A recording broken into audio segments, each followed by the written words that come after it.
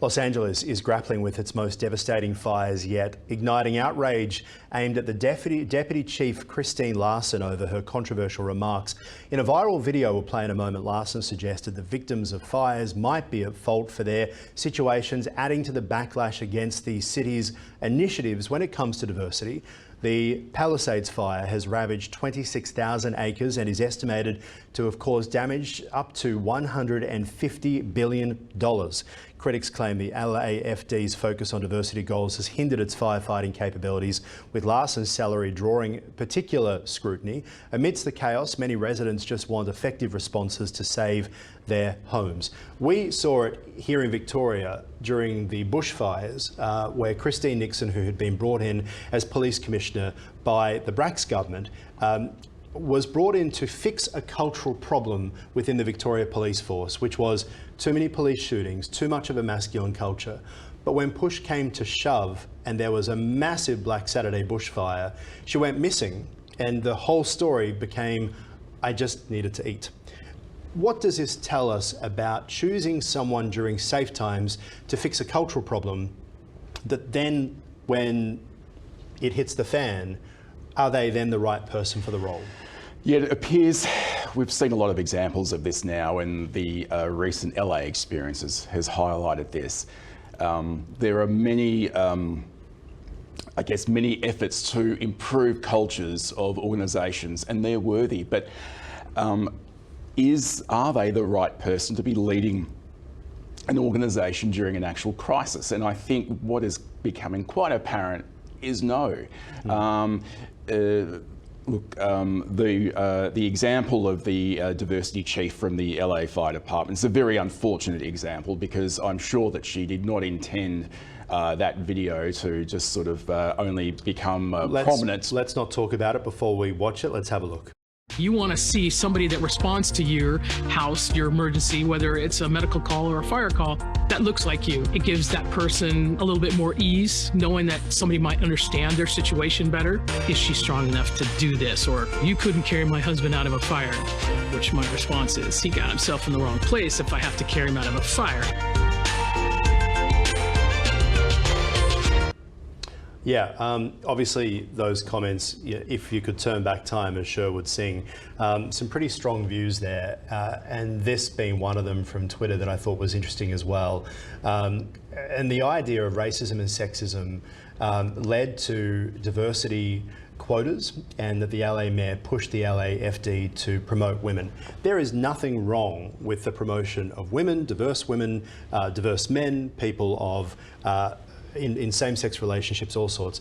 I guess the issue then becomes, though, what happens to everybody else? And when you end up with three people in a position of power and then things happen, there's obviously going to be questions. Yeah, look, it does seem remarkable. That's where we are. There is no reason why, as you say, no reason why people of any background, as long as they're, well qualified, can lead an organisation in a crisis. But I think the evidence is compelling that far too much effort has been focused on diversity at the expense of actually being ready. And look, it extends beyond the fire department organisation itself. We've seen in LA problems with water availability and so on. And look, I'll just say quite clearly, diversity didn't cause the fires. No. Diversity didn't, it's not the fundamental reason why there's been a failure here. Why has, the reason for the failure is multifaceted. However, there is a real question about the competence of people in leadership of these organisations, and that's the fire department and that's the office of the mayor. It feels like there's always unintended consequences, and obviously when there is a toxic cultural problem within an organisation, there is a public will determination and then a political determination. Usually starts with the media picking up on a story, then it moves into the politicians, the public then gets on board with it as well, and there is a will to change things. For example, during peacetime, you would imagine that the military is very much talking about how can we fix the culture of rapes within the military and all of these toxic things that happen. But on the war field, when people are being blown apart, it's the last thing that people are thinking about. What you want is a leader who can prevent your people from being blown apart during those times. Is it that this doesn't feel like it's something necessarily new, and to deal with both of those issues, as in service delivery and having a great culture, really important.